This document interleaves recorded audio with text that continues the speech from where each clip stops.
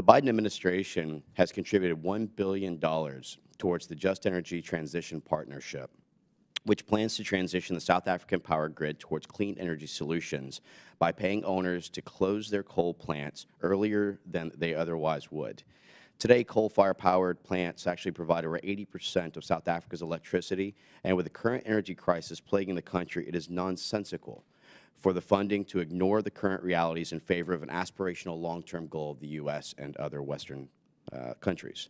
So my question, how do South Africans view projects like these that prioritize the climate change talking points of a select few Western countries over the energy crisis which is facing them at the here and now? What is sort of characteristic of this foreign policy approach that we've seen by the United States is the fact that it lacks this element of seeming awareness of issues relating to social justice. We're all aware of the needs that climate change and, of course, a just transition requires. However, having said so, the burden is seemingly placed on countries that didn't cause the climate challenge, but at the same time are required to sacrifice the most in ensuring this just transition. I agree with you that maybe it's not necessarily that we should not go towards the implementation of projects that seek to bring about renewable energy and aspects of the just transition.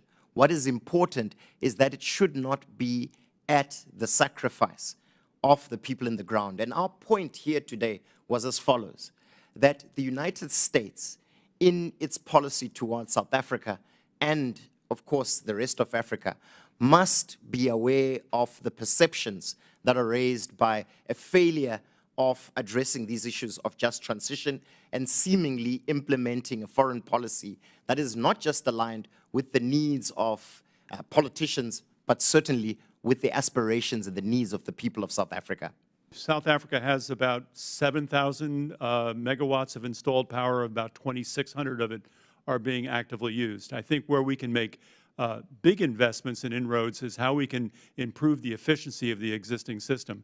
I share your concerns about propelling an agenda upon South Africa that fits our interest and needs but doesn't meet their needs in a society that is already constrained by many anti-competitive elements. But I do think we can help South Africa improve the power structure that it does have.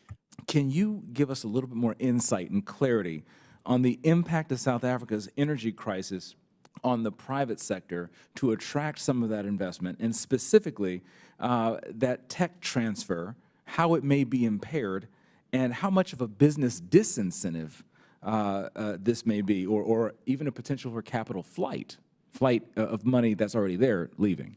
So I think South Africa, which really needs to grow its manufacturing and its agricultural processing sectors, are very much hampered by the power supply problem. I do think that there are ways in which we can invest and co-invest with South African institutions to improve the power, whether it be transmission, distribution, or improving existing production and creating new production, can certainly be facilitators in being able to reduce those costs and increase reliability. But I think the partnership shouldn't be also, can be a two-way partnership. I think it's clear to say that South Africa was at the fore of developing what was called the pebble bed nuclear power, which are the small modular reactors that South Africa was really at the fore of in developing a generation ago, have now come back in vogue. And the opportunities of being able to partner with some of the technology that was developed in South Africa for the creation of small modular reactors could also be a great way of being able to have a country such as South Africa leapfrog into a new technology platform for the creation of power. As a result of the government's lethargic response to the energy crisis, citizens and the private sector have had to rely on themselves. It emphasizes the point that I was saying, that let's not look at South Africa as just being its government. The private sector has been self-reliant. Ordinary citizens have been self-reliant in pursuing other alternative energy means. You can't, of course, ignore the state. You want the state to be there. But what I'm saying is that there is potential on the ground. There are people in South Africa who want to find solutions, and those are the people with whom the United States can work. And I don't have the figures as well, but it is a fact that more supply has been added on the grid, and the government is taking credit for it. Okay, that's fine. But the fact of the matter is that the private sector and citizens have found other alternative means that opens the door for these investments that Mr. Carroll has been talking about.